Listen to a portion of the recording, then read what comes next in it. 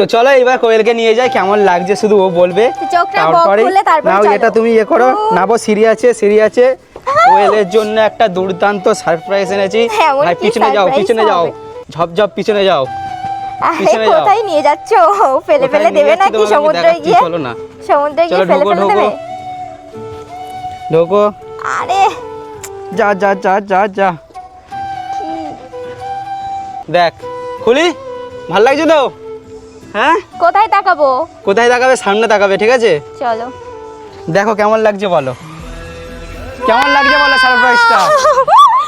এইটা কিন্তু অনেকক্ষণ ধরে করতে হয়েছে, ঠিক আছে? অনেকক্ষণ ধরে ওই শুধু ওই মালিককে বলে দিয়েছিলাম, উনি সব করে দিয়েছে।